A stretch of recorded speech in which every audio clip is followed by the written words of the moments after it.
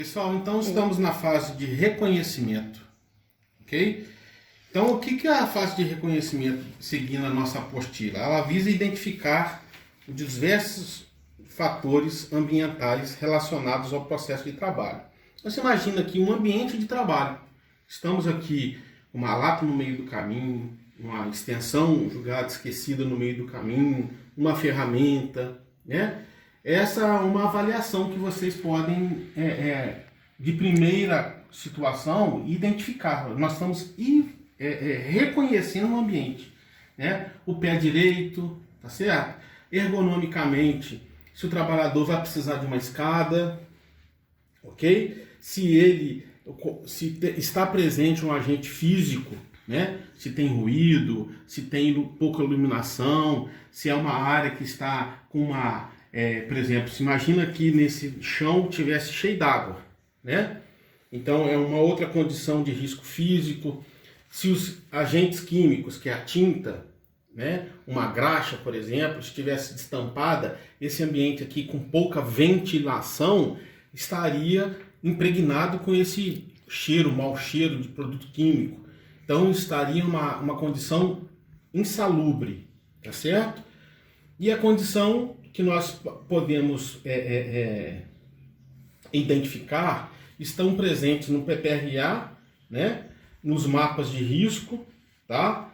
Nas análises de risco, tá? Ok? Então, uma forma que a gente pode reconhecer, fazer o reconhecimento, seria este ambiente de trabalho, ok?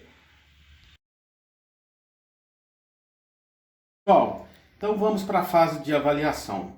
Na condição de avaliação, na apostila de vocês, nós estamos falando do processo para dimensionar a exposição dos trabalhadores, né? Os fatores ambientais. Então, lembrando, a avaliação ambiental vai identificar as condições de graduação ao organismo do trabalhador, né? Então, por exemplo, a gente pode considerar a tinta, tá certo?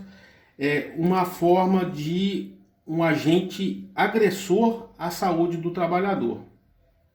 Então você vê que normalmente nos equipamentos vocês não vão conseguir ler devido ao tamanho da fonte usada na lata, né? Que tem uma orientação, uma instrução de segurança ao meio ambiente. Então está falando aqui do trabalhador, quais as condições que o trabalhador tem que manusear esse equipamento em ambiente ventilado, arejado, pouco com iluminação, né? Então essa fase que nós estamos seria a quantificação. Então estamos quantificando o risco do trabalhador neste agente que é um agente químico.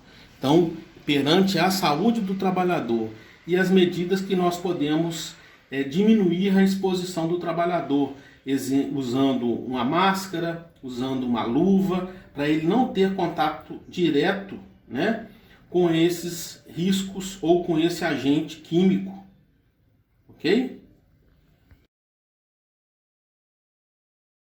Pessoal, então vamos para a fase de controle, a última fase, né, das 4 condições, tá? Na fase de controle, que a gente tem que ter em mente que nós temos que, dentro das medidas de ação, nós devemos eliminar e neutralizar ou reduzir os níveis de riscos, ok? Então você imagina um equipamento como este aqui, tá? Que ele tem uma rotação, como eu falei com vocês, que ele chega a girar em torno de 6.000 RPM, né? Essa lâmina aqui, ela tem uma condição, tá certo? Então, uma fase que que eu posso usar isso como uma fase de controle é treinar, orientar o trabalhador que vai manusear o risco, em a gente identificar, né, a condição de risco, a fonte do risco, tá? Então você imagina, vou ligar a máquina, só para vocês terem noção. Esse trabalhador manuseando esse equipamento cortou lá o objeto e vai depositar esse equipamento na bancada, por exemplo. Você imagina, normalmente o trabalhador, eu já acompanhei um acidente de trabalho numa construtora em Juiz de Fora, que o rapaz era um carpinteiro, ele cortou, na hora que ele foi nessa fase final do corte, ainda a lâmina rodando, ele passou por cima da mão dele e cortou, né? Lembrando que esses equipamentos, eles não são autorizados, não é adequado usar luvas, tá? Porque requer o trabalhador ter contato diretamente com o material, com a madeira, né? Não pode escorregar, o corte tem que ser preciso. Então, dentro do controle, nós temos que ter em mente que essa condição é para evitar, né, a trajetória do risco. Também, então, aproveitando o exemplo, por exemplo, a trajetória. Então, o equipamento ele tem um sentido, né, de corte, a lâmina tem um sentido de corte, tá? Mas a trajetória, quando eu estou cortando, por exemplo, um objeto, imagina uma madeira aqui, ela pode projetar qualquer partícula em todos os sentidos, né? Então você imagina um cavaco de madeira, ele projetar tanto para o trabalhador que está cortando, tá? Tanto o material. Por isso que os equipamentos ele tem que ter essa proteção aqui, ó. Que a gente chama de proteção de lâmina, tá? Para quando o corte ocorrer, esse equipamento ele liberar a centelha, a fagulha, para o sentido oposto do operador, tá? Que a gente chama de trajetória do risco, tá?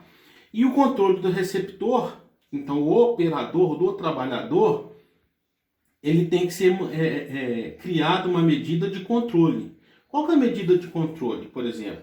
Evitar que o trabalhador trabalhe muito tempo com esse equipamento, dar intervalo, porque é um equipamento que normalmente ele pesa em torno de 3 a 2 quilos, então ele tem um peso. Imagina o trabalhador trabalhar com isso durante 8 horas direto, ininterrupta, né? Isso vai ocasionar um problema ergonômico, o braço vai ficar dolorido, a musculatura, fora a vibração do equipamento, tá? Então, esta é uma condição de controle do receptor. Então, relembrando, quem está recebendo é o trabalhador. Essas agressões todas, a vibração do equipamento, tá? É o ruído. Então, é uma forma de a gente controlar, orientar o operador a ter